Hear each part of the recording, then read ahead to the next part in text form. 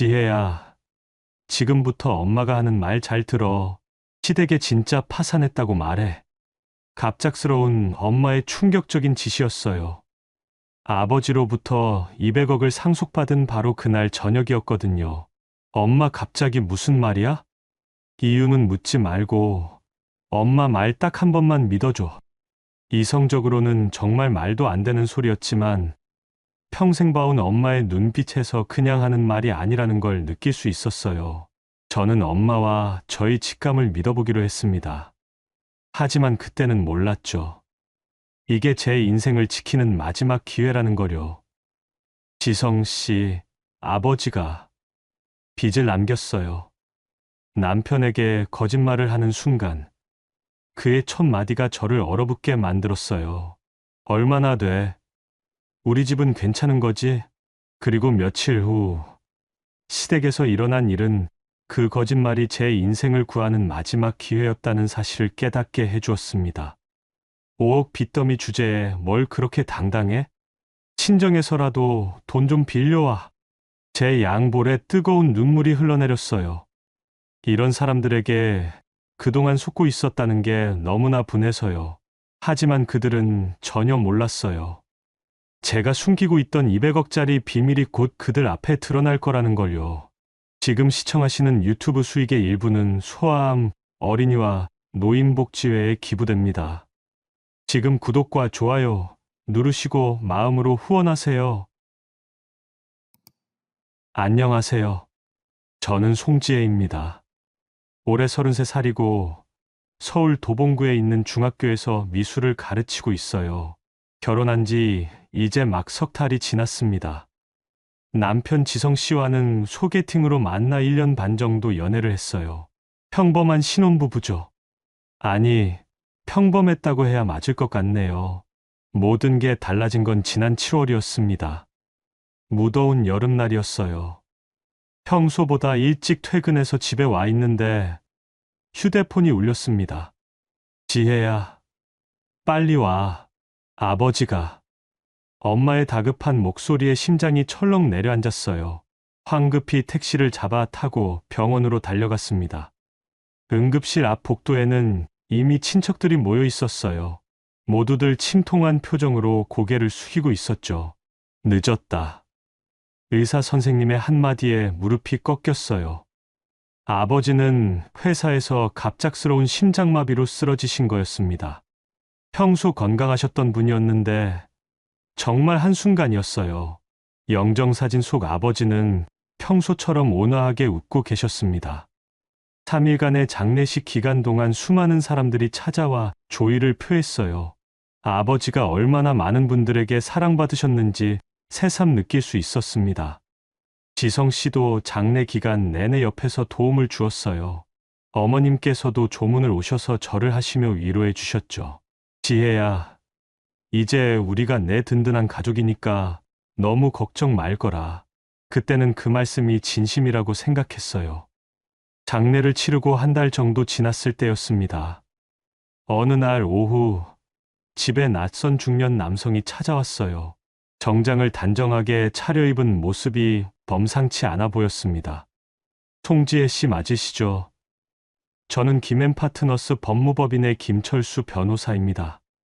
돌아가신 아버님과 관련해서 말씀드릴 일이 있어서 왔습니다. 변호사라는 말에 가슴이 두근거렸어요. 혹시 아버지께서 빚이라도 남기신 건 아닐까 싶어서요. 아버님께서 생전에 유언장을 작성해 주셨습니다. 그 내용을 전달하러 왔어요. 변호사 선생님이 서류 가방에서 봉투를 꺼내며 말씀하셨어요. 고인께서는 부동산과 주식, 현금을 포함해서 약 200억 원 상당의 재산을 따님께 물려주신다고 유언하셨습니다. 그 순간 귀가 멍해졌어요. 200억이라는 숫자가 현실감 없게 느껴졌거든요. 아버지가 그렇게 큰 재산을 가지고 계신 줄 꿈에도 몰랐습니다. 이게 정말 맞나요? 네, 확실합니다. 다만 상속세 등의 절차가 있으니 차근차근 진행하시면 됩니다. 자세한 건 다음에 다시 만나서 설명해 드릴게요. 변호사 선생님이 돌아가신 후 저는 한참 동안 그 자리에 서 있었어요. 손에는 유언장이 들려 있었고 머릿속은 하얗게 비어 있었습니다. 그날 저녁 양평에 있는 친정집으로 갔어요. 엄마는 마당에서 고추를 따고 계셨습니다. 저를 보자 반갑게 웃으시더니 곧 제 표정이 심상치 않다는 걸 눈치채셨어요. 지혜야, 무슨 일이야? 얼굴이 왜 그래? 엄마, 앉으세요. 할 말이 있어요. 마당 평상에 나란히 앉아 유언장 내용을 차근차근 설명했습니다. 엄마는 말없이 듣고 계시다가 한참 후에야 입을 여셨어요. 그래, 아버지다운 일이네. 그런데 지혜야. 엄마는 잠시 망설이시더니 단호한 목소리로 말씀하셨습니다. 시댁에는 절대 말하지 마라. 왜요? 가족인데. 지혜야, 엄마가 시어머니 눈빛을 봤어. 좋지 않다. 특히 돈 얘기만 나오면 눈이 번득거려. 아직은 때가 아니야. 그때는 엄마 말씀이 좀 과하다고 생각했어요. 어머님이 저를 못마땅해 하시긴 해도 그래도 같은 가족인데 뭐 그럴까 하고요. 하지만 엄마는 확신에 찬 표정으로 덧붙이셨어요. 일단 네가 어떤 사람들과 살고 있는지부터 확인해봐. 그러고 나서 결정해도 늦지 않아. 그런데 엄마 말씀이 틀리지 않았다는 걸 깨닫게 된 건 한 달 후였습니다. 그날은 8월 말 토요일이었어요. 무더위가 한풀 꺾인 오후, 수원 전통시장에 있는 엄마 좌판을 도우러 갔어요. 엄마는 30년 넘게 그 자리에서 나물과 반찬을 파셨거든요. 지혜야, 저기 김치 포장 좀 도와줘. 엄마가 가리킨 곳으로 가던 중이었습니다. 갑자기 익숙한 목소리가 들려서 고개를 돌렸어요. 시장 건너편 떡집 앞에 어머님이 서 계셨습니다. 동네 아줌마들 서너 명과 수다를 떨고 계셨죠. 목소리가 커서 여기까지 들렸어요. 아이고, 우리 며느리 말이야. 정말 안 됐어. 왜요? 무슨 일 있어요? 친정아버지가 사업 완전히 망해서 빚을 엄청 남겼대요. 우리 사위가 다 떠안게 생겼어. 그 순간 다리에 힘이 빠졌어요. 아버지 돌아가신 것만 간단히 말씀드렸는데 어떻게 이런 이야기가 나올 수 있는지 이해가 안 됐거든요. 어머나, 그럼 얼마나 돼요? 5억은 좋게 될 거래. 애초에 없는 집에서 자란 애니까 돈 관리를 어떻게 할지도 모르고 참 답답해. 주변 아줌마들이 혀를 차며 고개를 흔드는 모습이 보였어요. 누군가는 그래도 며느리가 예쁘게 생겼으니까 뭐라 못하겠네요 라고 말하기도 했습니다. 그 자리에서 당장 뛰쳐나가 따지고 싶었어요. 하지만 시장 끝에서 엄마가 저를 바라보고 계셨거든요. 엄마는 조용히 고개를 저으며 입모양으로 말씀하셨어요. 참아. 저는 주먹을 꽉 쥔 채 그 자리를 벗어났습니다. 화가 나서 눈물이 날 뻔했어요. 어떻게 아무런 근거도 없이 그런 소문을 만들어내실 수 있을까요? 엄마 좌판으로 돌아와서도 한동안 말을 못했어요. 엄마는 제 표정만 봐도 무슨 일인지 아셨나 봐요. 들었구나. 엄마, 어떻게 저런 말씀을, 그래서 말했잖아. 아직 때가 아니라고. 집으로 돌아오는 길에 휴대폰이 울렸어요. 지성 씨였습니다. 여보, 어디야? 오늘 우리 집 제사 아니야. 어머니가 일찍 오라고 하시는데, 알겠어요. 지금 가고 있어요. 전화를 끊고 한숨을 내쉬었어요. 이제 어머님 앞에서 어떤 표정을 지어야 할지 막막했거든요. 지하철을 타고 시댁으로 향하면서 계속 생각했어요. 어머님께서 저를 어떤 며느리로 보고 계신지 이제 똑똑히 알았습니다. 빚더미에 앉은 가난한 집딸, 시댁의 집만 되는 며느리. 하지만 제가 실제로는 200억을 상속받았다는 사실은 꿈에도 모르신 채로요. 과연 이 비밀을 언제까지 숨길 수 있을까? 그리고 언제까지 숨겨야 할까? 그때는 몰랐어요. 이 비밀이 앞으로 저를 지키는 가장 중요한 방패가 될 거라는 걸 말이에요. 시댁 제사를 마치고 집으로 돌아온 건 밤 10시가 넘어서였어요. 지하철에서 내려 골목길을 걸어가면서도 하루 종일 어머님 앞에서 고개를 숙이고 있었던 기억이 생생했습니다. 현관문을 열고 들어서자 지성 씨가 거실 소파에서 텔레비전을 보고 있었어요. 고생했어. 어머니가 뭐라고 하시던? 별 말씀 없으셨어요. 짧게 대답하고 방으로 들어갔습니다. 거울 앞에 서서 하루 종일 지었던 어색한 미소를 지워냈어요. 얼굴 근육이 굳어 있는 게 느껴졌거든요. 오늘 시댁에서 어머님이 하신 말씀들이 계속 귓가에 맴돌았어요. 지혜야, 친정 형편이 어려우니까 우리가 더 챙겨줘야겠구나. 이제 우리 집 딸이니까 걱정 말고. 그래도 어쩌겠니? 이미 결혼했는데 우리가 도와줄 테니까 너무 속상해하지 마라. 말마다 동정 어린 표정을 지으셨지만 그 시선 깊숙한 곳에서 느껴지는 건 연민이 아니었어요. 마치 가난한 며느리를 거둬준 은혜로운 시어머니 역할을 하고 계신 것 같았습니다. 제사상을 차리면서도 음식을 나누어 먹으면서도 계속 그런 분위기였어요. 친척 어른들 앞에서는 더욱 노골적이었죠. 우리 며느리가 친정 사정이 좀 어려워서 고생이에요. 그래도 착한 애라 불평 한 번 안 하고 잘 따라와 줘요. 그럴 때마다 저는 고개만 숙이고 있을 수밖에 없었어요. 뭐라고 변명할 수도 없고 그렇다고 화를 낼 수도 없었으니까요. 그날 밤 잠이 오지 않았어요. 천장을 바라보며 계속 생각했습니다. 어떻게 해야 할까? 이 상황을 어떻게 풀어나가야 할까? 계속 이렇게 살 수는 없잖아요. 옆에서 지성 씨는 깊게 잠들어 계셨어요. 평온한 얼굴로 코를 골며 주무시는 모습을 보니 문득 부러워졌습니다. 이 모든 상황이 저 혼자만의 고민인 것 같아서요. 새벽 5시가 되어서야 겨우 잠이 들었어요. 그것도 얕은 잠이었죠. 꿈에서도 시댁 식구들이 나와서 저를 불쌍하다는 듯 바라보고 있었거든요. 다음 날은 일요일이었어요. 늦잠을 자서 깨어보니 이미 오전 10시가 넘어 있었습니다. 지성 씨는 샤워를 마치고 외출 준비를 하고 있었어요. 여보, 나 동호회 모임 있어서 나갔다 올게. 저녁에 들어올 테니까 먼저 드셔. 알겠어요. 지성 씨가 나간 후 집 안이 조용해졌어요. 혼자 있으니 어제부터 억눌러왔던 감정들이 다시 올라왔습니다. 답답하고 울적한 기분을 어찌할 바를 몰랐어요.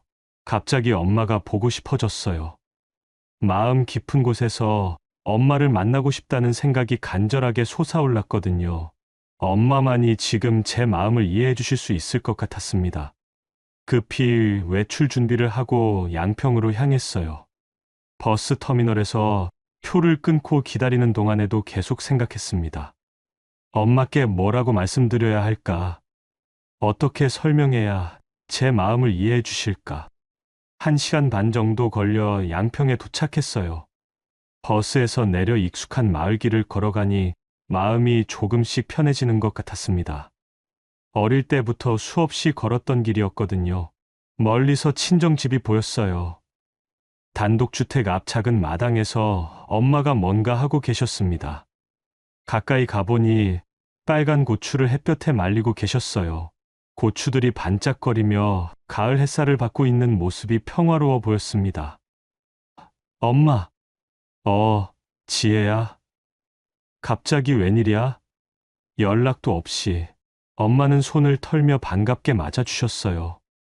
하지만 제 얼굴을 자세히 보시더니 곧 표정이 심각해졌습니다. 얼굴이 왜 그래? 잠도 제대로 못 잤나 봐. 무슨 일 있었어? 엄마, 할 말이 있어요. 마당에 놓인 평상에 나란히 앉았어요. 선선한 가을, 바람이 불어와 머리카락을 스치고 지나갔습니다. 어제 있었던 일을 차근차근 말씀드렸어요. 시장에서 들었던 소문부터 시작해서 시댁에서의 제사, 어머님이 친척들 앞에서 하신 말씀들까지 모든 걸요. 말하는 중에 목이 메어왔어요.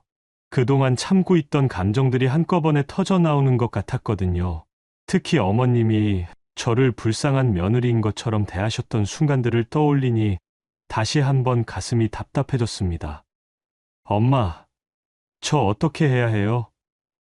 어머님이 왜 이런 소문을 만들어내신 건지 정말 이해가 안 가요. 아버지가 돌아가셨다고만 말씀드렸는데 어떻게 빚 얘기까지. 엄마는 말없이 제 얘기를 들어주시더니 한참 후에야 천천히 입을 여셨어요. 지혜야, 엄마가 한 가지 물어볼게. 너 지금 화가 나는 게 소문 때문이야? 아니면 그 소문이 거짓말이어서야? 순간 말문이 막혔어요. 생각해보니 제가 정말 화가 난 이유가 무엇인지 명확하지 않았거든요. 둘 다요. 소문도 싫고 거짓말인 것도 싫어요. 그럼 만약 정말로 내 아버지가 빚을 남기셨다면 어땠을 것 같아? 시어머니가 같은 식으로 행동하셨다면? 그래도 이렇게까지 하실 필요는 없었잖아요. 가족인데. 엄마는 고개를 천천히 끄덕이시더니 나당 끝에 핀 코스모스를 바라보셨어요. 바람에 흔들리는 분홍빛 꽃들이 한없이 여린 모습이었습니다. 지혜야, 엄마가 젊었을 때 얘기해 줄까? 너도 알아야 할 것 같아. 엄마는 자리에서 일어나 부엌으로 가셨어요. 잠시 후 따뜻한 차 두 잔을 들고 나오시더니 제 옆자리에 다시 앉으셨습니다. 국화차 향이 은은하게 퍼졌어요. 내 아버지와 결혼하고 얼마 안 됐을 때였어. 신혼이니까 모든 게 새롭고 좋았지. 그런데 어느 날 시어머니가 엄마에게 이런 말씀을 하신 거야. 엄마는 차 잔을 두 손으로 감싸 주시며 조용히 말씀하셨어요. 딸아, 친정에서 돈 좀 꿔다 쓸 수 없겠니? 집 수리할 게 좀 있는데 당장 목돈이 필요하다고 하시는 거야. 그때 엄마는 아무 생각 없이 좋다고 했어. 가족이니까 당연히 도와야 한다고 생각했거든. 엄마의 목소리에 쓴웃음이 섞여 있었어요. 그래서 정말로 친정에 가서 돈을 꿔왔어. 그때만 해도 외할아버지가 사업을 하고 계셨거든. 200만 원이었는데 그때로서는 적지 않은 돈이었지. 그럼 시어머니가 고마워하셨겠네요. 처음에는 그랬어. 정말 고맙다고, 우리 딸 덕분이라고 하시더라고. 그런데 그 다음부터가 문제였어. 엄마는 잠시 말을 멈추시고 멀리 산을 바라보셨어요. 그 다음부터는 만날 때마다 우리 딸아, 친정에서 또 돈 가져올 수 있지? 이번엔 얼마 정도 가능할까? 이런 식으로 말씀하시는 거야. 마치 엄마가 친정 돈을 축내는 며느리인 것처럼. 그럼 어떻게 하셨어요? 몇 번 더 가져왔지. 바보같이. 그런데 어느 날 친정 어머니가 엄마한테 물어보시는 거야. 지혜야, 시댁에서 돈이 그렇게 자주 필요한 거니? 뭔가 이상하다 하시면서 엄마의 표정이 어두워졌어요. 그제서야 깨달았어. 시어머니는 정말로 돈이 필요해서 빌려달라고 하신 게 아니었어. 그냥 엄마가 얼마나 고분고분한지, 친정에서 돈을 얼마나 쉽게 가져올 수 있는지 시험해 보신 거였지. 그럼 그 다음엔 어떻게 하셨어요? 그 다음번부터는 어머니, 친정도 요즘 형편이 어려워서 도움을 드릴 수 없어요라고 말씀드렸어. 거짓말이었지. 하지만 그 거짓말이 엄마를 지켜줬어. 엄마는 잠시 말을 멈추시고 제 눈을 똑바로 바라보셨어요. 지혜야, 사람의 본색은 돈 앞에서 드러나. 특히 상대방이 돈이 있다고 생각할 때 더 그래. 지금 시어머니가 널 가난한 며느리라고 소문내는 건 분명 나쁜 일이야. 하지만 한편으로는 네가 진짜 부자라는 걸 아직 모른다는 얘기이기도 하잖아. 엄마 말씀에 고개가 끄덕여졌어요. 하지만 여전히 마음 한구석이 복잡했습니다. 그래도 엄마, 이렇게 계속 거짓말을 하고 살 수는 없잖아요. 언젠가는 들통날 텐데. 거짓말하자는 게 아니야. 엄마의 목소리가 단호해졌어요. 진짜 파산했다고 해라. 아버지 사업이 실패해서 빚만 남았다고 말이야. 그건 완전히 거짓말인데요. 아니야, 지혜야. 그건 거짓말이 아니라 진심을 확인하는 거야. 엄마는 제 손을 꽉 잡으시며 말씀하셨어요. 네가 정말 어려울 때 진짜 위로해주는 사람이 누군지, 아니면 뒤에서 더 나쁘게 말하는 사람이 누군지 똑똑히 봐. 그게 네가 진짜 알아야 할 사람들의 모습이야.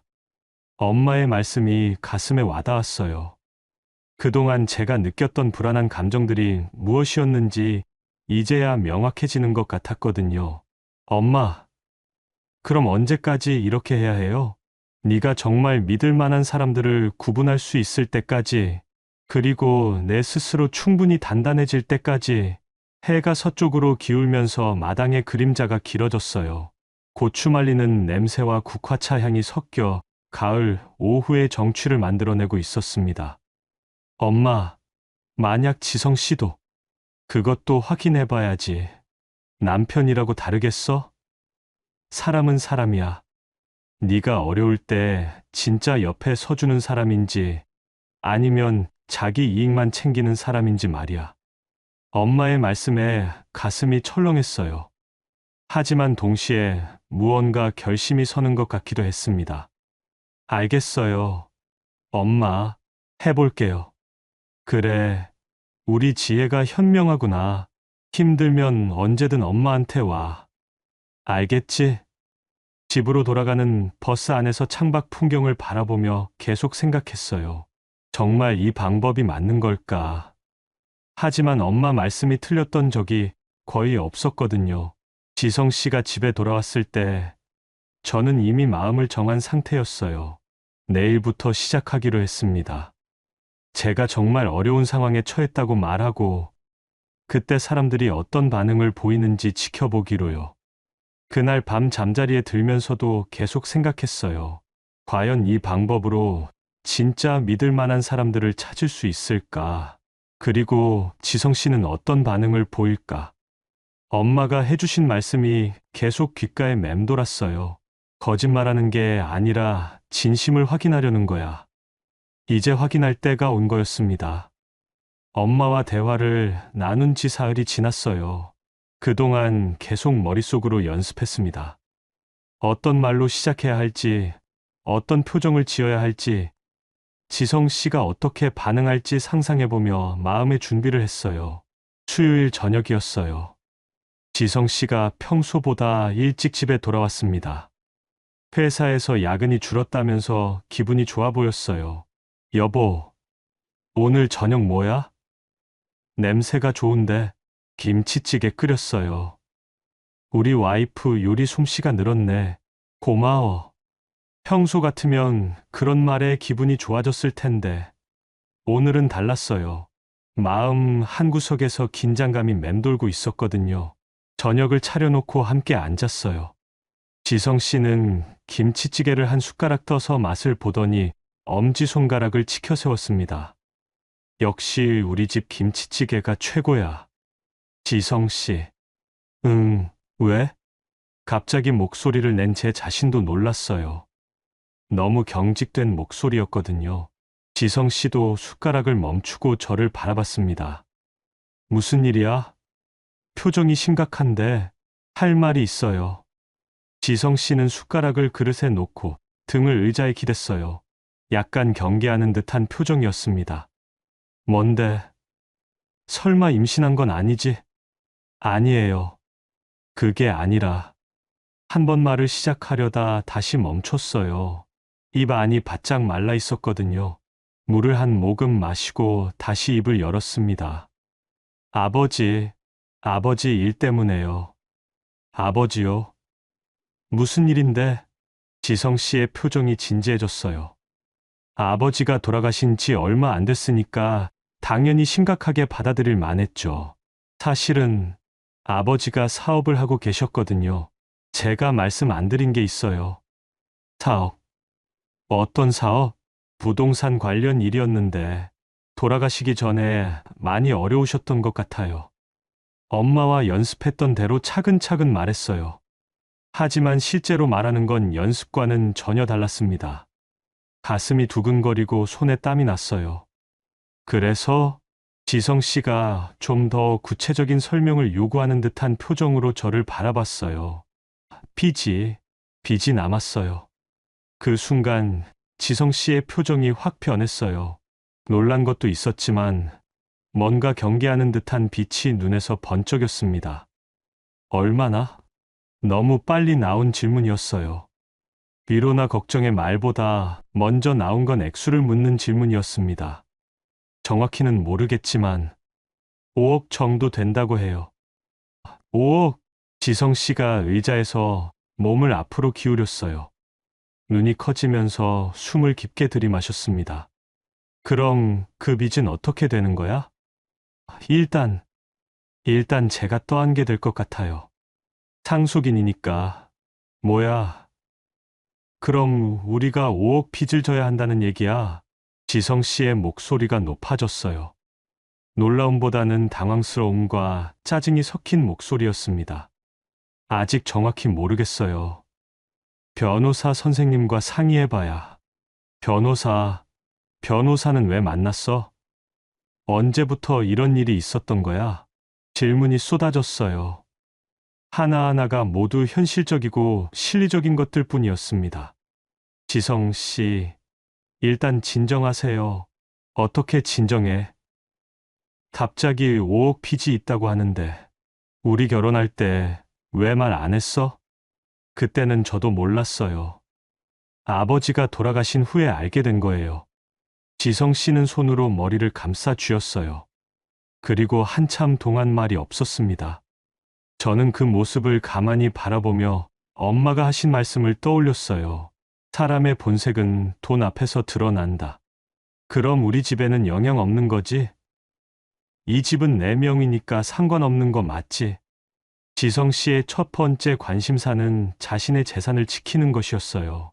네, 그럴 거예요. 다행이네. 그럼 내 명의로 된 건 없지? 통장이나 카드 같은 것도 정리해야 할 것 같은데. 제 통장에는 돈이 별로 없어요. 그래도 혹시 모르니까. 빚쟁이들이 와서 뭐라고 할지 모르잖아. 지성 씨는 벌써 머릿속으로 계산을 하고 있는 것 같았어요. 어떻게 하면 자신은 피해를 입지 않을 수 있을지 말이에요. 여보, 그런 게 아니라. 그런 게 아니긴 뭐가 아냐? 5억이면 적은 돈이 아니야. 우리가 평생 벌어도 쉽게 갚을 수 있는 돈이 아니라고. 목소리가 점점 차갑게 식어가고 있었어요. 처음 놀랐던 감정은 사라지고 이제는 냉정하게 상황을 판단하고 있는 것 같았습니다. 지성 씨, 저도 걱정돼요. 어떻게 해야 할지 모르겠어요. 일단 변호사하고 정확히 상담받아봐. 상속 포기 같은 것도 가능한지. 그리고 혹시 친정 어머니는 뭐라고 하셔? 엄마도 많이 걱정하고 계세요. 그럼 친정에서 도움을 받을 수는 없어? 어머님이 시장에서 장사하시잖아. 그동안 모은 돈이 좀 있으실 텐데. 순간 숨이 턱 막혔어요. 시어머니가 했던 말과 똑같았거든요. 친정에서 돈을 가져올 수 있는지부터 묻는 것이요. 엄마도 여유가 없으세요. 시장 장사로는 하루하루 살아가는 게 고작이에요. 그래도 물어는 봐야지. 이런 상황에서 가족이 도와주지 않으면 누가 도와줘? 지성 씨의 말에서 묘한 강요가 느껴졌어요. 마치 제가 친정에서 돈을 끌어와야 할 의무가 있다는 듯이 말하고 있었거든요. 일단 제가 할 수 있는 건 다 해볼게요. 그래야지. 그런데 정말 5억이 확실한 거야? 혹시 더 늘어날 가능성은 없고? 모르겠어요. 아직 정확한 건 파악이 안 됐어요. 지성 씨는 한숨을 크게 내쉬었어요. 그리고 김치찌개가 담긴 그릇을 바라보더니 젓가락을 내려놓았습니다. 갑자기 밥맛이 없네. 이런 얘기 들으니까 그 말 한마디가 제 가슴을 무너뜨렸어요. 아무리 힘든 상황이라고 해도, 아무리 놀라운 소식이라고 해도 함께 살아가야 할 아내가 어려움에 처했을 때 가장 먼저 나와야 할 말이 그런 게 맞나요? 미안해요. 미안하긴 뭐가 미안해. 네가 원해서 된 일도 아니고. 그런데 정말 아버님이 왜 이런 일을... 지성 씨는 다시 한번 한숨을 쉬었어요. 그 한숨 소리가 무겁게 식당에 울렸습니다. 일단 내일 회사에서 법무팀하고 상의해 볼게. 상속 포기 절차가 어떻게 되는지. 그러면 좋겠어요. 그리고 여보, 이런 일이 또 있으면 미리미리 얘기해줘. 갑자기 이런 폭탄을 터뜨리면 나도 당황스럽잖아. 폭탄이라고 표현한 게 마음에 걸렸어요. 제가 의도적으로 숨겼던 것도 아니고 저도 모르고 있던 일인데 왜 폭탄이라고 하는 걸까요? 네, 알겠어요. 그날 밤 지성 씨는 평소보다 일찍 잠자리에 들었어요. 저는 한참 동안 거실에 혼자 앉아 있었습니다. 엄마 말씀이 맞았어요. 사람의 본색은 정말 돈 앞에서 드러나는 것 같았습니다. 위로보다 먼저 나온 건 계산이었고, 걱정보다 먼저 나온 건 자기 보호였어요. 제가 진짜 어려운 상황에 처했다고 생각했을 때, 지성 씨가 보여준 반응은 따뜻한 남편의 모습이 아니었습니다. 마치 갑자기 골치 아픈 문제를 떠안게 된 사람의 반응에 가까웠어요. 그날 밤 잠이 오지 않았어요. 옆에서 자고 있는 지성 씨의 얼굴을 바라보며 생각했습니다. 이 사람이 정말 제가 평생 함께 살아야 할 사람일까? 만약 제가 정말로 200억을 상속받았다는 사실을 알게 된다면 이 사람은 어떤 반응을 보일까요? 그때는 또 다른 모습을 보여줄까요? 아직은 확신할 수 없었지만 한 가지는 분명해졌어요. 지금 제 옆에 누워있는 이 사람이 사랑하고 있는 건 지혜라는 사람이 아니라 지혜라는 이름 뒤에 있는 조건들이라는 건 말이에요. 엄마가 시킨 실험이 시작된 거였습니다. 그리고 첫 번째 결과는 제가 예상했던 것보다 훨씬 차갑고 현실적이었어요. 지성 씨에게 빚 이야기를 한 지 일주일이 지났어요. 그 사이 집 안 분위기가 미묘하게 달라졌습니다. 지성 씨는 평소보다 말수가 줄었고 저를 바라보는 시선에서 어딘지 모를 거리감이 느껴졌어요. 여보, 오늘 우리 집 가야 하는 거 알지? 토요일 오후 지성 씨가 넥타이를 매며 말했어요. 추석이 며칠 앞으로 다가온 시점에서 시댁 식구들이 모이는 날이었습니다. 네, 알고 있어요. 준비를 하면서도 마음이 무겁했어요. 어머님께서 제 이야기를 친척들에게 어떻게 전하셨을지 뻔히 보였거든요. 시댁에 도착했을 때는 이미 친척들이 대부분 모여 있었어요. 지성 씨의 큰아버지 내외분, 작은아버지 내외분, 그리고 사촌들까지 거실이 북적거렸습니다. 어머님, 안녕하세요. 인사를 드리자 어머님은 평소보다 더 과장된 표정으로 저를 맞아주셨어요. 우리 지혜 왔네. 고생 많겠어. 요즘에 그 말 한마디에 거실에 있던 모든 시선이 저에게 쏠렸어요.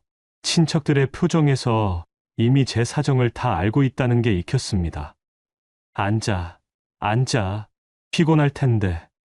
큰어머니가 소파 한쪽을 가리키시며 말씀하셨어요.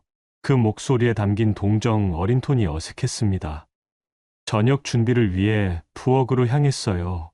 평소처럼 어머님과 큰어머니, 작은어머니가 함께 요리를 하고 계셨습니다. 저도 자연스럽게 도움을 드리려고 했죠. 지혜야, 너는 앉아 있어. 요즘 마음고생이 심할 텐데. 어머님이 저를 말리시면서 한숨을 크게 쉬셨어요. 괜찮아요. 어머님, 도와드릴게요. 그래도, 아이고, 우리 며느리 팔자가 왜 이럴까? 큰어머니와 작은어머니가 저를 바라보며 고개를 저었어요. 그 시선이 불편했지만 꾹 참고 감자를 깎기 시작했습니다. 저녁상이 차려지고 모든 식구가 둘러앉았어요. 큰아버지가 소주잔을 들어올리며 건배를 제의하셨습니다. 자, 다들 모처럼 모였으니까 건배나 하자. 잔을 부딪히는 소리가 경쾌했어요. 하지만 제 마음은 전혀 경쾌하지 않았습니다. 그런데 지성이 처가 쪽에 무슨 일이 있었다면서 큰아버지가 갑자기 화제를 꺼내셨어요. 어머님이 살짝 웃으시며 대답하셨습니다. 아, 그게 장인어른이 돌아가시면서 사업 정리가 좀 복잡하게 됐나 봐요. 아, 그래? 어떤 사업을 하셨는데? 부동산 쪽이었는데 워낙 경기가 안 좋다 보니까. 어머님은 말을 흐리시며 제 쪽을 힐끗 보셨어요. 마치 죄송하다는 듯한 표정을 지으시면서도 그 눈빛에는 묘한 만족감이 서려 있었습니다. 그럼 빚이 좀 남은 거야? 작은아버지가 직접적으로 물어보셨어요. 글쎄요. 정확한 건 아직 5억 정도 된다고 하더라고요. 지성 씨가 갑자기 끼어들었어요. 저는 깜짝 놀라서 지성 씨를 바라봤습니다. 가족 간에 말하는 것과 친척들 앞에서 공개적으로 말하는 건 전혀 다른 문제였거든요. 어머, 5억이나? 큰어머니가 놀라며 손으로 입을 막았어요. 그럼 지혜가 그 빚을 다 떠안게 되는 거네? 상속 포기를 하면 될 텐데. 그것도 쉽지 않다고 하더라고요. 어머님이 한숨을 쉬며 말씀하셨어요. 그 순간부터 저는 그들의 시선에서 완전히 달라진 무언가를 느꼈습니다. 참 안 됐네. 지혜도 어린 나이에 고생이 많겠어. 그러게 말이야. 요즘 세상에 5억이 적은 돈이 아닌데 친척들의 대화가 제 위에서 오가고 있었어요. 마치 제가 없는 것처럼 혹은 제가 들을 수 없는 것처럼 말하고 계셨습니다. 그래도 다행인 게 지성이가 착하니까 같이 해결해 주려고 하는 거 아니야. 맞아. 요즘 남자들은 처가 쪽 문제에 안 끼어들려고 하는데 지성 씨는 그런 말에 어색하게 웃으며 고개를 끄덕였어요. 마치 자신이 큰 희생을 감수하고 있다는 듯한 표정이었습니다. 저는 젓가락을 들어 올렸다가 다시 내려놓았어요.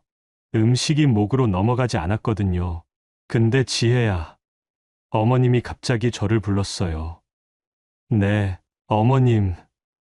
친정 어머님은 뭐라고 하시니? 도움을 좀 받을 수는 없어? 그 순간 식탁에 정적이 흘렀어요.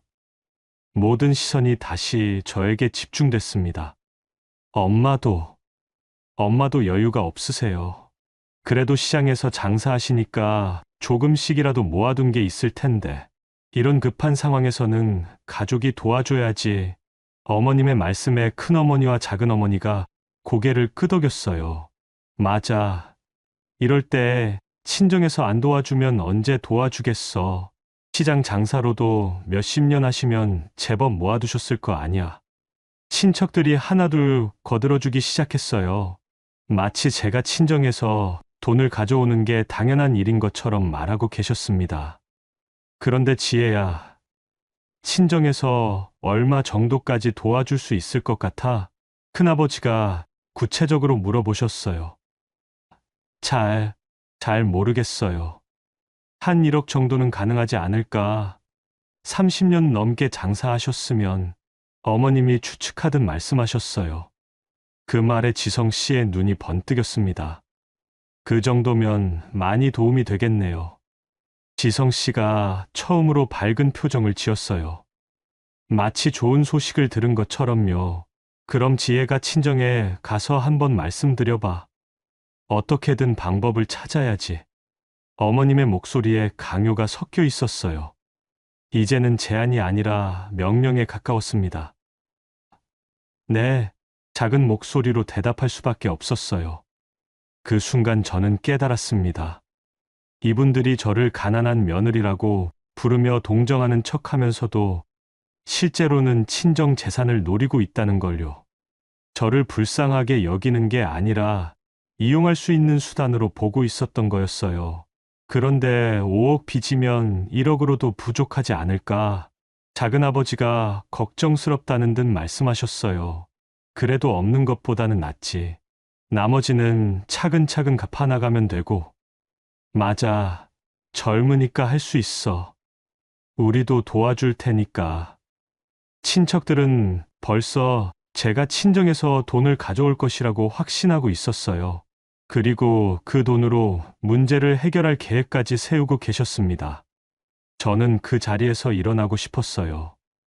하지만 다리에 힘이 들어가지 않았습니다. 너무 큰 충격이었거든요. 그분들이 저를 가족이라고 생각하고 있었다면 이런 식으로 말하지는 않았을 거예요. 제가 어려움에 처했을 때 가장 먼저 위로해주고 함께 해결책을 고민해 주셨을 거예요. 하지만 지금 이 자리에서 오가는 대화는 위로나 걱정이 아니었어요. 철저하게 계산적이고 이익 중심적이었습니다. 지혜야, 괜찮지? 얼굴이 안 좋은데 어머님이 마치 걱정하는 척하며 물어보셨어요. 하지만 그 눈빛에는 진짜 걱정은 없었습니다. 네, 괜찮아요. 그럼 언제 친정에 다녀올 수 있겠어? 빨리 해결하는 게 좋을 것 같은데. 이번 주 안에, 그래, 그렇게 해. 어머님께 우리가 안부 인사도 전해드리고, 어머님은 만족스러운 표정으로 고개를 끄덕이셨어요. 마치 모든 일이 계획대로 진행되고 있다는 듯이요. 그날 밤 집에 돌아와서 혼자 거실에 앉아 있었어요. 지성 씨는 일찍 잠자리에 들었고, 저는 오늘 있었던 일들을 곱씹어 보고 있었습니다. 엄마의 실험이 성공적이었어요. 제가 어려운 상황에 처했다고 생각했을 때, 시댁 식구들이 보여준 반응은 가족의 그것이 아니었습니다. 동정하는 척 하면서도 결국 관심은 돈이었고, 위로하는 척 하면서도 결국 목적은 이용이었어요. 이제 알겠어요. 이분들이 진짜 원하는 건 제가 행복한 것이 아니라 제가 가져다 줄 수 있는 이익이었던 거예요. 내일은 정말로 친정에 가야겠어요. 하지만 시댁에서 원하는 이유가 아니라 엄마께 오늘 있었던 일을 말씀드리기 위해서요. 이제 다음 단계를 계획할 때가 온 것 같았습니다. 시댁에서 돌아온 그날 밤, 잠이 오지 않았어요. 새벽 3시가 넘어서도 천장만 바라보고 있었습니다. 옆에서 지성 씨는 편안하게 잠들어 계셨어요. 규칙적인 숨소리가 고요한 밤을 가득 채우고 있었죠. 저는 조용히 일어나 거실로 나왔어요. 소파에 앉아 휴대폰을 들었습니다. 엄마에게 전화를 걸고 싶었지만 이런 새벽 시간에 깨워드릴 수는 없었거든요. 창문 너머로 보이는 밤하늘에 별이 몇 개 반짝이고 있었어요. 어릴 때 엄마와 함께 마당에 누워 별을 보던 기억이 떠올랐습니다. 그때 엄마가 해주신 말씀이 있었어요. 지혜야, 별은 왜 밤에만 보일까? 낮에는 태양이 너무 밝아서요. 맞아. 하지만 별은 낮에도 똑같이 거기 있어. 다만 보이지 않을 뿐이지. 당시엔 단순한 과학 이야기라고 생각했어요. 하지만 지금 와서 생각해보니 그게 아니었던 것 같아요. 엄마는 제게 다른 이야기를 해주고 계셨던 거였죠. 진짜 중요한 것들은 항상 거기 있지만 때로는 보이지 않을 수도 있다는 것. 그리고 그것을 제대로 보려면 적당한 어둠이 필요하다는 것. 새벽 5시가 되어서야 엄마께 전화를 걸었어요. 엄마는 벌써 깨어 계셨습니다. 30년 넘게 새벽 장사를 하셨으니까 몸이 그렇게 길들여져 있으셨겠지요. 지혜야? 이 시간에 무슨 일이야? 엄마, 말씀드릴 게 있어요. 목소리가 떨렸어요. 어젯밤 일이 아직도 생생해서 말을 꺼내기가 어려웠거든요. 어제 시댁에서 있었던 일을 차근차근 말씀드렸어요.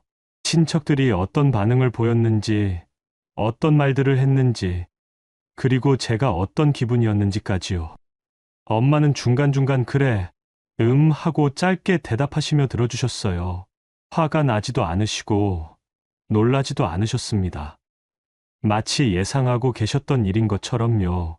엄마, 저 이 거짓말이 저를 삼킬까봐 무서워요. 한참 말을 한 후에야 제 진짜 속마음을 털어놓았어요. 처음에는 사람들의 진심을 확인하려는 거라고 생각했는데, 계속 하다 보니 제가 정말 가난한 사람이 된 것 같아요. 제가 누군지 모르겠어요. 엄마는 잠시 침묵을 지키시더니 조용한 목소리로 말씀하셨어요. 지혜야, 거짓은 너를 숨기는 게 아니야. 그럼 뭐예요? 내 진짜를 꺼낼 기회를 주는 거야. 엄마의 말씀이 가슴 깊숙이 스며들었어요. 하지만 완전히 이해되지는 않았습니다. 무슨 뜻이에요? 지금까지 넌 송지혜라는 사람이 누구인지 제대로 알 기회가 없었어. 200억이라는 돈 때문에 모든 게 가려져 있었거든. 엄마의 목소리가 더욱 또렷해졌어요. 하지만 지금은 다르잖아. 돈이 없다고 생각하는 사람들 앞에서 네가 어떤 모습을 보이는지, 그리고 그들이 너에게 어떻게 대하는지 똑똑히 보고 있는 거야. 창밖으로 해가 떠오르기 시작했어요. 어둠이 천천히 물러가면서 세상이 다시 밝아지고 있었습니다. 엄마, 그럼 언제까지 이렇게 해야 해요? 네가 스스로 충분히 단단해질 때까지 그리고 진짜 내 편인 사람이 누구인지 확실히 알게 될 때까지. 전화를 끊고 나서도 엄마 말씀이 계속 머릿속을 맴돌았어요. 거짓이 저를 숨기는 게 아니라 진짜를 꺼내는 기회라는 것. 그 말의 의미를 조금씩 이해하기 시작했습니다. 어릴 때 일이 떠올랐어요. 초등학교 5학년 때였나 반에서 돈을 잃어버렸다는 소동이 있었어요. 누군가의 용돈 5천 원이 사라진 거였죠. 선생님은 범인을 찾기 위해 한 명씩 불러서 물어보셨어요. 모든 아이들이 자신은 아니라고 했지만 의심받는 아이가 있었어요. 가정 형편이 어려운 친구였거든요. 그때 저도 그 친구를 의심했어요. 다른 아이들과 마찬가지로요. 하지만 나중에 알고 보니 돈을 가져간 건 전혀 다른 아이였어요. 오히려 집안 형편이 괜찮은 친구였죠. 그때 느꼈던 부끄러움을 지금도 기억해요. 단순히 겉모습만 보고 사람을 판단했던 제 자신에 대한 부끄러움이었습니다. 지금 제가 겪고 있는 상황도 비슷한 것 같았어요. 저를 둘러싸고 있는 사람들이 진짜 저를 보는 게 아니라 제 조건만 보고 판단하고 있었던 거죠. 그날 오후 정말로 양평에 있는 친정집으로 갔어요. 하지만 시댁에서 원하는 이유 때문이 아니었습니다. 엄마와 더 깊은 이야기를 나누고 싶었거든요. 마당에서 엄마가 김장 준비를 하고 계셨어요. 배추를 다듬으시는 엄마의 손길이 능숙했습니다. 30년 넘게 해오신 일이니까요. 엄마, 왔구나. 전화로 얘기 들었는데 힘들었겠네. 엄마는 손을 씻으시고 제 옆에 앉으셨어요. 오후 햇살이 따뜻하게 우리를 비추고 있었습니다. 지혜야, 이제 많이 보였지? 사람들의 진짜 모습이. 네, 엄마. 정말 많이 보였어요. 그럼 이제 어떻게 할 거야? 엄마의 질문에 저는 잠시 생각해 봤어요. 지금까지는 단순히 상황에 휩쓸려 왔다면, 이제는 제가 주도적으로 뭔가를 해야 할 때였습니다. 좀 더 지켜볼게요. 끝까지 봐야 할 것 같아요. 그래, 그게 맞아. 중간에 포기하면 아무 의미가 없어. 엄마는 제 어깨를 토닥여 주셨어요. 그 따뜻한 손길이 제게 힘을 주었습니다. 그런데 엄마, 진짜 힘들 때는 어떻게 해요? 저도 사람인데 가끔은 무너질 것 같아요. 그럴 때는 엄마한테 와. 그리고 네가 누구인지 잊지 마. 넌 200억을 가진 사람이 아니라 송지혜라는 사람이야. 해가 기울어가면서 하늘이 주황빛으로 물들었어요. 어릴 때 엄마와 함께 보던 그 석양과 똑같았습니다. 그날 밤 집으로 돌아가면서 생각했어요. 이제 정말 시작인 것 같다고. 지금까지는 준비 과정이었다면 앞으로는 본격적인 시험이 될 거라고. 엄마가 해주신 말씀이 마음속 깊이 새겨졌어요. 거짓은 저를 숨기는 게 아니라 제 진짜를 꺼낼 기회를 주는 것이라고. 이제 저는 더 이상 두렵지 않았어요. 앞으로 어떤 일이 일어나든 저는 제 자신을 잃지 않을 자신이 있었거든요. 엄마와의 대화 이후 며칠이 지났어요. 마음은 한결 편해졌지만 여전히 시댁에서의 압박은 계속됐습니다. 지혜야, 친정에는 언제 갈 거야? 지성 씨가 매일 같은 질문을 했어요. 어머님께서도 하루 걸러 한 번씩 안부 전화를 주시면서 같은 내용을 물어보셨죠. 이번 주말에 가볼게요. 그렇게 대답하고 나서 토요일이 됐어요. 어머님께서 갑자기 전화를 주셨습니다. 지혜야, 오늘 우리 집에 와. 큰 집 식구들이랑 작은 집 식구들도 다 모이기로 했어. 네, 알겠어요. 평소보다 더 많은 사람들이 모인다는 얘기였어요. 아마 제 일 때문일 거라는 짐작이 들었습니다. 시댁에 도착했을 때는 정말로 모든 친척들이 모여 있었어요. 큰아버지, 큰어머니, 작은아버지, 작은어머니는 물론이고 사촌들까지 거실이 가득했습니다. 어머님, 안녕하세요. 인사를 드리자 어머님은 평소와 다른 표정을 지으셨어요. 뭔가 계획이 있는 듯한 표정이었습니다. 지혜 왔구나. 앉아. 앉아. 거실 한가운데 자리를 마련해 주셨어요. 마치 주인공 자리처럼요. 다들 모처럼 모였으니까 저녁이나 같이 먹자. 어머님의 제안으로 식사 준비가 시작됐어요. 저도 부엌에서 도움을 드렸는데 친척 어머니들의 대화가 계속 들렸습니다. 그래도 친정에서 도움받으면 좀 나아지겠지? 5억이 적은 돈이 아닌데 혼자서 어떻게 해결해? 모든 대화의 중심은 제가 친정에서 얼마나 돈을 가져올 수 있을지였어요. 저녁상이 차려지고 모든 식구가 둘러앉았어요. 평소보다 훨씬 풍성한 상차림이었습니다. 마치 특별한 날인 것처럼요. 자, 다들 모처럼 모였으니까 건배나 하자. 큰아버지가 소주잔을 들어 올리셨어요. 잔을 부딪히는 소리가 경쾌했지만 제 마음은 무거웠습니다. 그런데 지혜야, 어머님이 갑자기 저를 불렀어요. 소문은 다 들었지. 요즘 고생이 많다면서. 그 말과 함께 친척들의 시선이 일제히 저에게 쏠렸어요. 마치 준비된 각본처럼 느껴졌습니다. 네, 참 안 됐어. 지혜 친정 쪽도 힘들다고 하더라고. 어머님은 일부러 큰 목소리로 말씀하셨어요. 모든 사람이 들을 수 있도록요. 그래도 어쩌겠어. 가족인데 우리가 도와줘야지. 큰어머니가 거들었어요. 하지만 그 목소리에는 진짜 위로가 아니라 뭔가 다른 의도가 섞여 있었습니다. 맞아. 이럴 때 가족이 중요한 거야. 작은 어머니도 고개를 끄덕이며 말씀하셨어요. 그때였어요. 어머님이 갑자기 일어나시더니 안방으로 들어가셨습니다.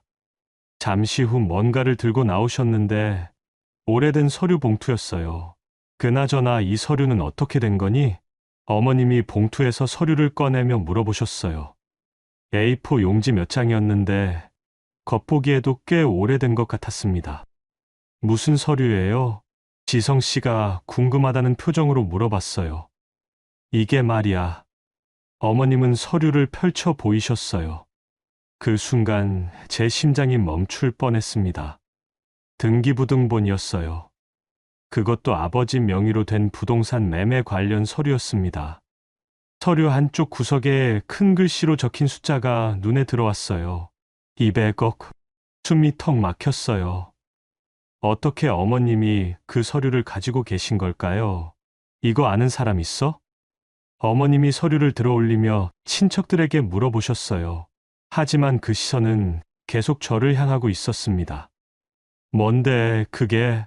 큰아버지가 서류를 받아보시더니 눈이 커졌어요. 이게 부동산 매매 계약서네. 송창수. 이게 지혜 아버님 성함 아니야? 맞아. 그렇더라고. 어머님의 목소리에 묘한 만족감이 섞여 있었어요. 그런데 이 금액이 200억?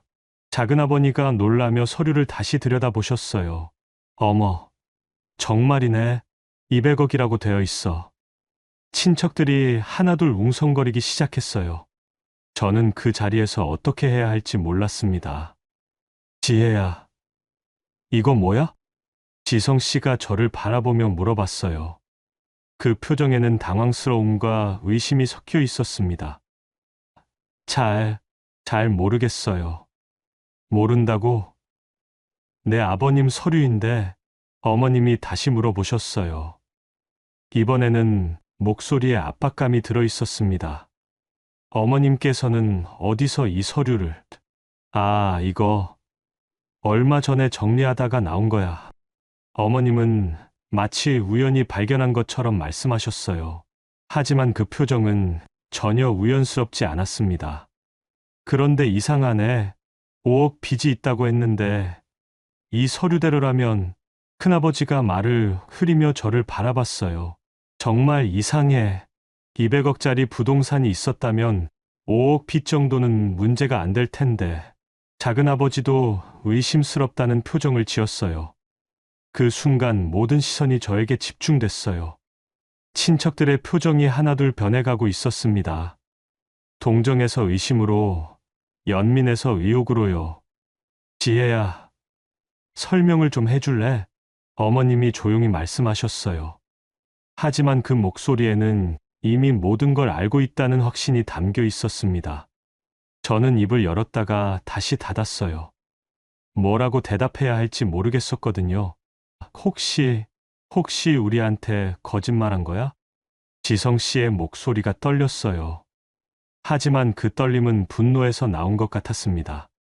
아니면 이 서류가 가짜거나 큰어머니가 애써 저를 감싸려고 했지만 이미 분위기는 돌이킬 수 없이 변해 있었어요. 어머님은 조용히 미소를 지으시며 저를 바라보셨어요. 그 미소에는 승리감과 만족감이 가득했습니다. 마치 오래 기다렸던 순간이 드디어 온 것처럼요. 저는 그제야 깨달았어요. 어머님이 이 서류를 가지고 계신 건 우연이 아니었다는 걸.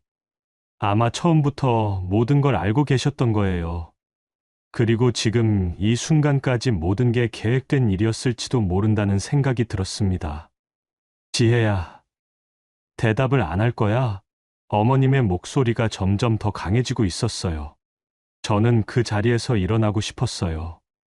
하지만 다리에 힘이 들어가지 않았습니다. 모든 시선이 저를 압박하고 있었거든요. 이제 어떻게 해야 할까요? 진실을 말해야 할까요?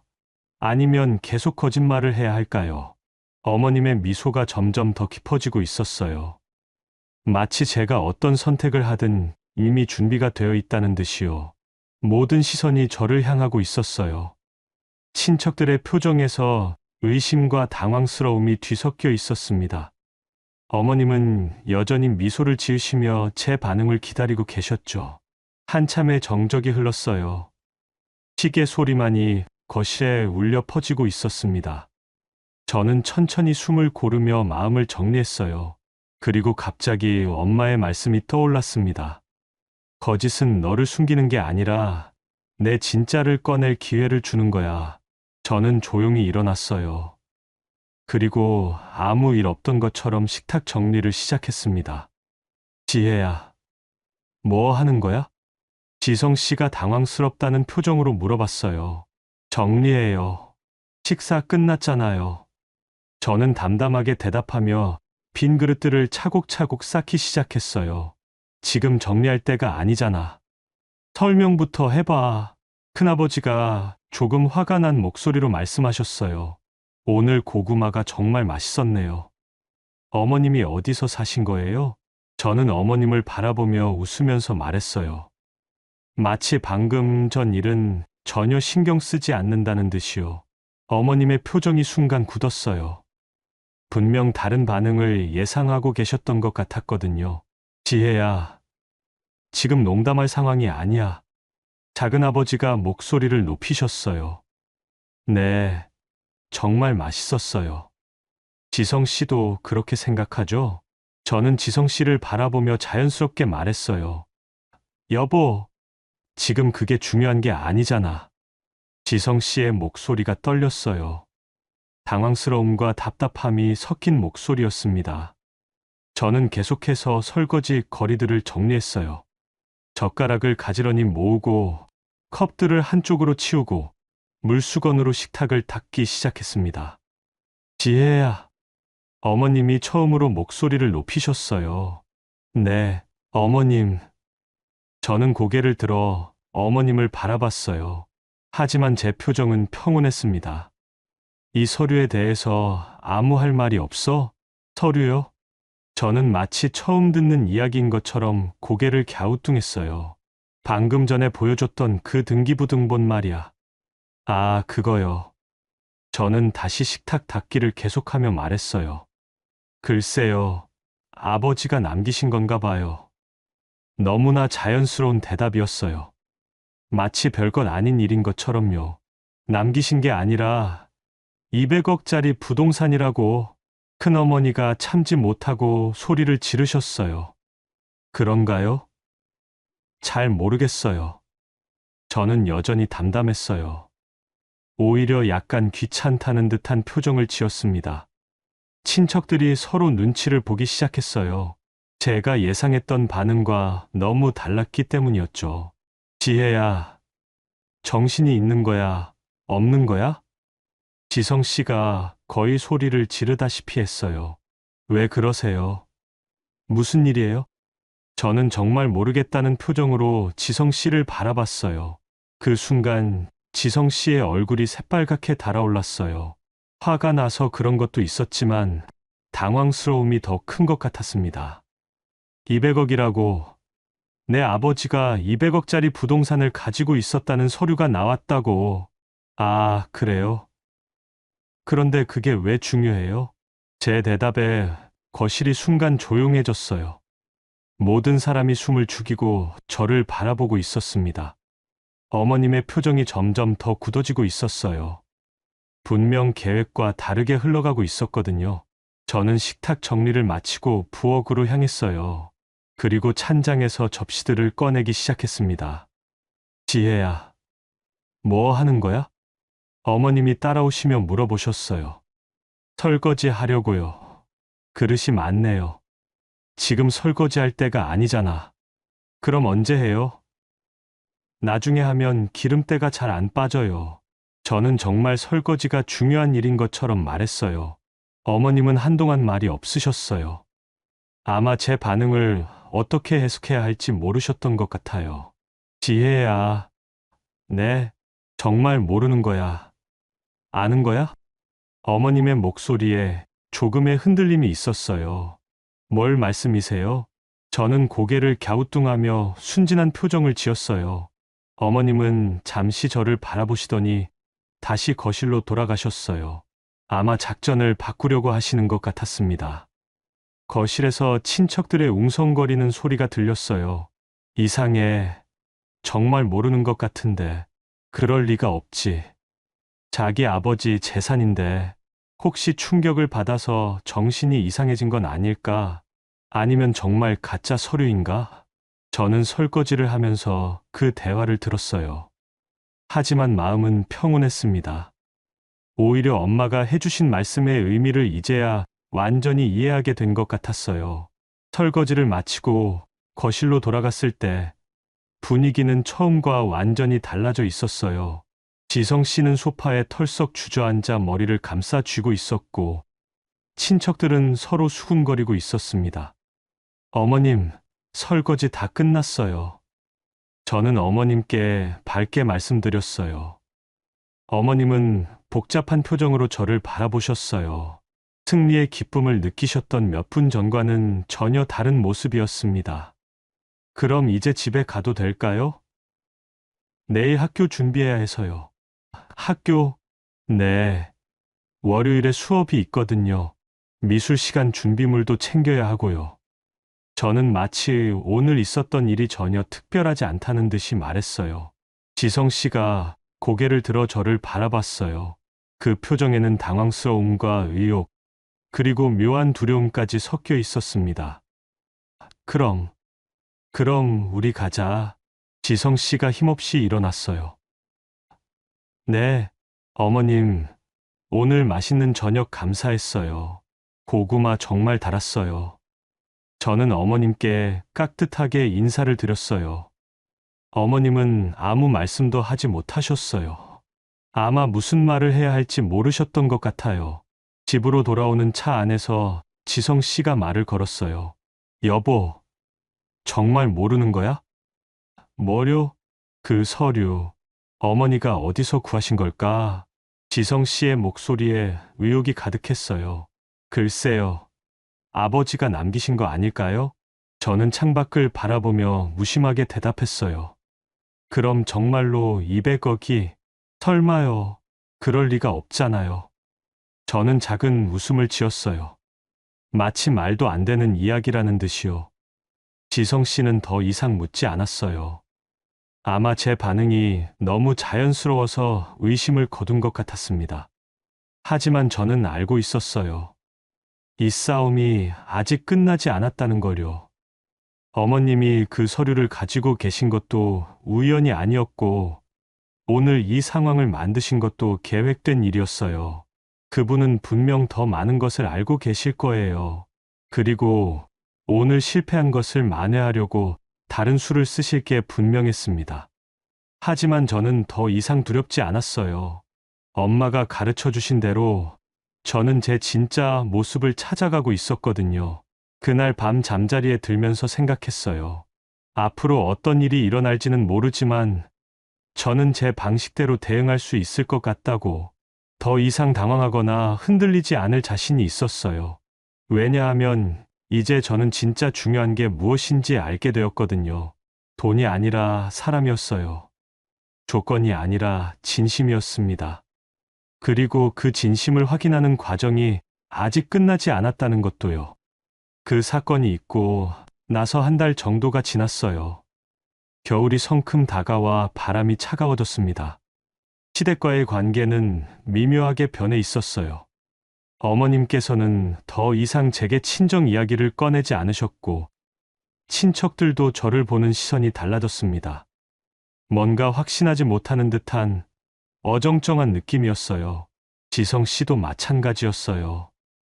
가끔 저를 유심히 바라보곤 했지만, 직접적인 질문은 하지 않았습니다.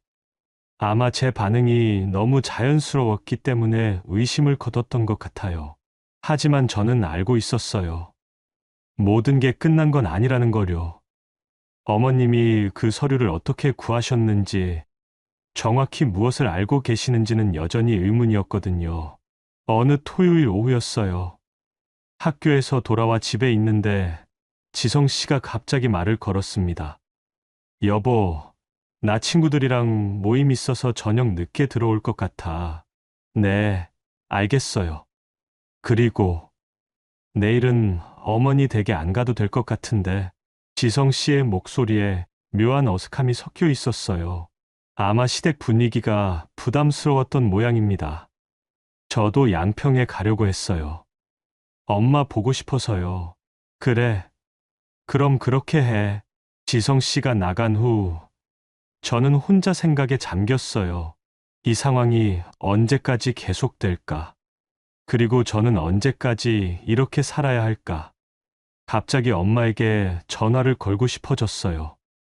지금 당장 만나서 이야기하고 싶었거든요. 엄마, 지금 가도 돼요?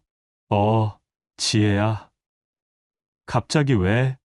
그냥 보고 싶어요. 1시간 반 후, 저는 양평에 있는 친정집 마당에 서 있었어요.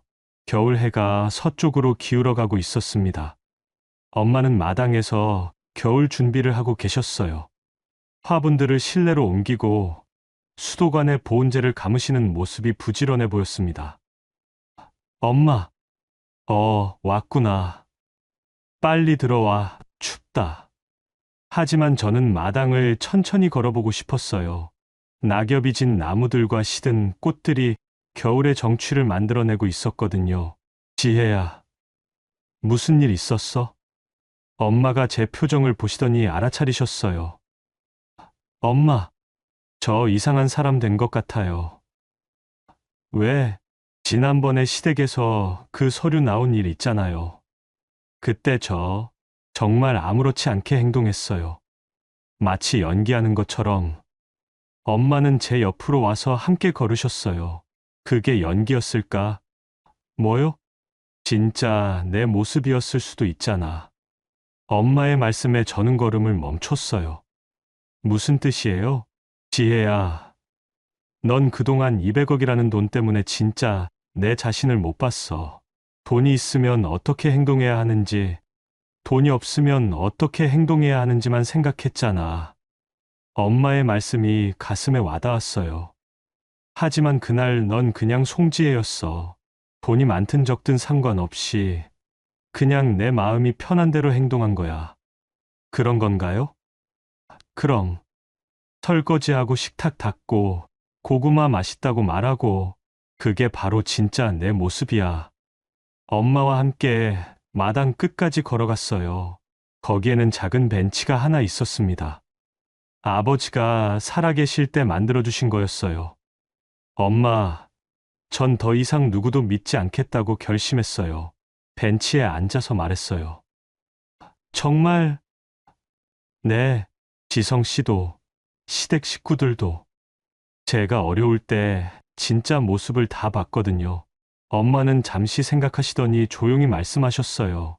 지혜야, 믿지 않는 게 아니라 속지 않는 거야. 무슨 차이가 있어요? 믿지 않으면 마음이 다치지만 속지 않으면 마음이 열린 채로 지킬 수 있어. 엄마의 말씀이 깊이 새겨졌어요. 사람을 안 믿으면 혼자가 되지만 속지만 않으면 진짜 좋은 사람들과 함께 할 수 있거든. 해가 더 기울어져서 하늘이 주황빛으로 물들었어요. 차가운 겨울 공기가 뺨을 스쳤지만 마음은 따뜻했습니다. 엄마, 그럼 이제 어떻게 해야 해요? 네가 하고 싶은 대로 해. 이제 넌 충분히 단단해졌어. 200억 이야기는 언제 해야 할까요? 그건 네가 정할 일이야. 하지만 하나만 기억해. 그 돈은 네가 누구인지 말해주지 않아. 네가 어떤 사람인지는 네가 어떻게 사는지가 보여주는 거야. 엄마와 마주 보며 미소를 지었어요. 오랜만에 진짜 편안한 미소였습니다. 엄마, 감사해요. 이 모든 걸 가르쳐 주셔서 고생했어. 우리 딸, 그날 밤 서울로 돌아가는 버스 안에서 창밖을 바라보며 생각했어요. 앞으로도 어려운 일들이 있을 거예요. 시댁과의 관계도, 지성 씨와의 관계도 쉽지 않을 테고요. 하지만 이제는 두렵지 않았어요.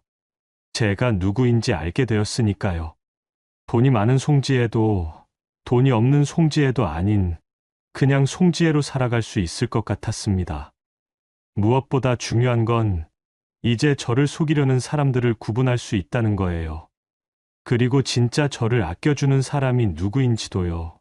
집에 도착했을 때 지성 씨는 아직 들어오지 않았어요. 저는 혼자 차를 끓여 마시며 오늘 하루를 정리했습니다. 내일부터는 조금씩 달라질 거예요. 당장 큰 변화를 만들 수는 없겠지만 작은 것부터 하나씩 바꿔나갈 거였어요. 가장 먼저 할 일은 제 자신을 사랑하는 것이었어요. 조건 없이 있는 그대로의 모습을요. 그리고 나서는 진짜 저를 알아봐 주는 사람들과 새로운 관계를 만들어가는 것이었습니다. 창밖에 눈이 내리기 시작했어요. 첫눈이었습니다. 하얀 눈송이들이 조용히 세상을 덮어가고 있었어요. 마치 새로운 시작을 알리는 것처럼요. 엄마가 해주신 마지막 말씀이 귓가에 맴돌았어요. 속지 않는 것. 그게 너를 지키는 가장 좋은 방법이야. 이제 저는 더 이상 속지 않을 자신이 있었어요. 그리고 진짜 저를 사랑해주는 사람들을 만날 준비도 되어 있었고요. 새해가 오면 정말로 새로운 시작을 해보려고 합니다. 송지혜로서 말이에요. 여러분, 소연 씨의 이야기 어떻게 보셨나요? 때로는 가장 가까운 사람이 가장 깊은 상처를 주기도 해요. 하지만 그 아픔이 우리를 더 단단하게 만들 수도 있죠. 넘어지는 건 누구나 할 수 있지만 다시 일어나는 건 용기 있는 사람만 할 수 있어요. 혹시 지금 어려운 상황에 계신 분들이 있다면 기억하세요. 진실은 반드시 드러나고 정의는 늦어도 결국 승리한다는 걸요. 오늘 영상이 작은 위로가 되었다면 좋아요 눌러주세요. 댓글로 여러분의 이야기도 들려주세요. 그럼 다음에도 더 좋은 이야기로 찾아뵙겠습니다. 감사합니다.